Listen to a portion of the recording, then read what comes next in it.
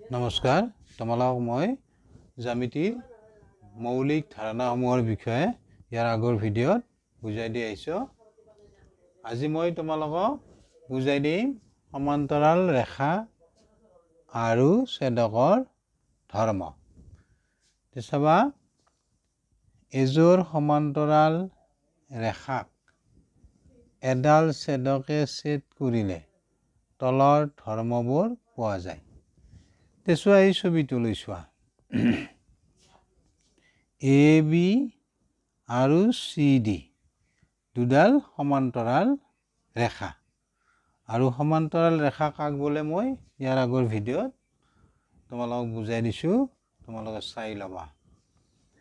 এতিয়া সমান্তৰাল ৰেখা A B আৰু চি ডি দুডাল সমান্তৰাল ৰেখা বা এযোৰ সমান্তৰাল ৰেখা।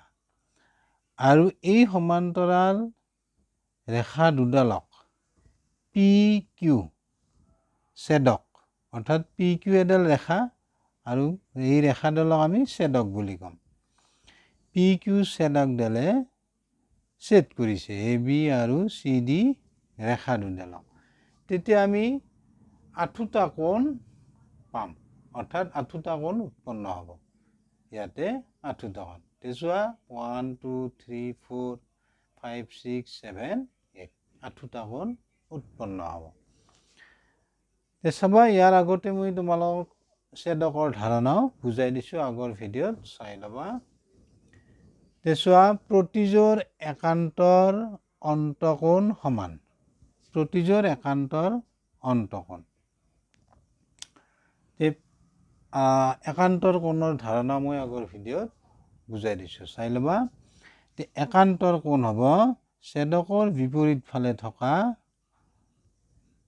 একান্তৰ অন্তকোণ।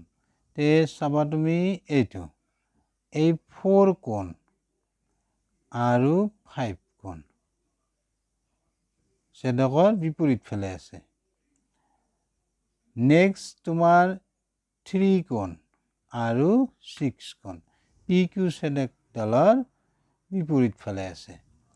তেতিয়া যদি এ বি সমান্তৰাল চি ডি হয়, তেতিয়া ছেদকৰ বিপৰীত ফালে থকা একান্তৰ অন্তকোণবোৰ সমান। এই দিশা প্ৰতিযোৰ একান্তৰ অন্তকোণ। আমাৰ ইয়াত পাবা 3 কোণ ইকুৱেল 6 কোণ আৰু 4 কোণ ইকুৱেল 5 কোণ। 4 কোণ ইকুৱেল 5 কোণ। ভালো বুজি। নেক্সট, প্ৰতিযোৰ একান্তৰ বহিৰ্কোণ। চোৱা, বহিৰ্কোণ ছেদকৰ বিপৰীত ফালে থকা তোমাৰ বহিৰ্কোণ, যেনে চোৱা এইটো 2 কোণটো আৰু 7 কোণ বিপৰীত ফালে আছে। 2 কোণটো ছেদকৰ এইফালে আছে, 7 কোণটো এইফালে আছে। 2 কোণ ইকুৱেল 7 কোণ হ'ব। তাৰপিছত তেনেকৈ চোৱা, 1 কোণ আৰু 8 কোণ ছেদকৰ বিপৰীত ফালে আছে আৰু বাহিৰ ফালে আছে। চি ডি ৰেখাৰ বাহিৰ ফালে আছে, ইফালে উৎপন্ন হৈছে এই দুটা কোণ, আৰু এ বি ৰেখাৰ বাহিৰ ফালে 1 আৰু 2 কোণ উৎপন্ন হৈছে। সেইকাৰণে এই দুটা কোণ আৰু এই দুটা কোণ আমি বহিৰ্কোণ বুলি ক'ম। এতিয়া চোৱা, ছেদকৰ বিপৰীত ফালে থকা বহিৰ্কোণ। চোৱা, 1 কোণ ইকুৱেল 8 কোণ, 2 কোণ ইকুৱেল 7 কোণ। চোৱা, 1 কোণ ইকুৱেল 8 কোণ, 2 কোণ ইকুৱেল 7 কোণ।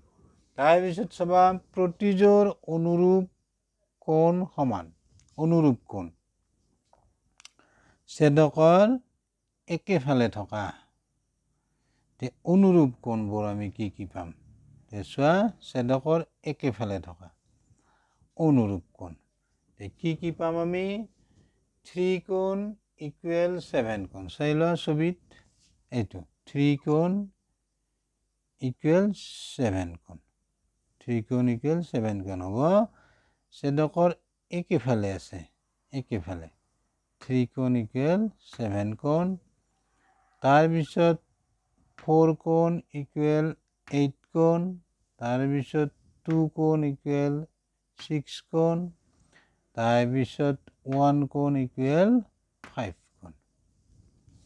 ইয়াতে মই লিখি দিছোঁৱেই, চোৱা 3 কোণ ইকুৱেল 7 কোণ, 4 কোণ ইকুৱেল 8 কোণ, 1 কোণ ইকুৱেল 5 কোণ, 2 কোণ ইকুৱেল 6 কোণ। ভালো বুজি প্ৰতিযোৰ অনুৰূপ কোণ সমান পালা। নেক্সট চাবা ছেদকৰ একেফালৰ অন্তকোণ দুটাৰ সমষ্টি 180 ডিগ্ৰী।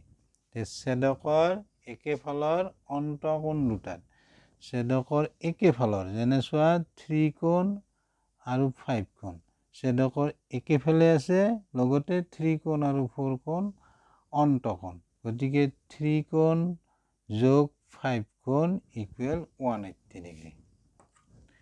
তেনেকৈ 4 কোণ চোৱা আৰু 6 কোণ, ছেদকৰ একেফালে থকা অন্তকোণ, এইটো অন্তকোণ, এইটো অন্তকোণ, গতিকে 4 কোণ প্লাছ 6 কোণ ইকুৱেল 180 ডিগ্ৰী। পালা বুজি? আৰু তোমালোকে বুজি পালানে নাই কমেণ্টত জনাবা। Thank you, bye by.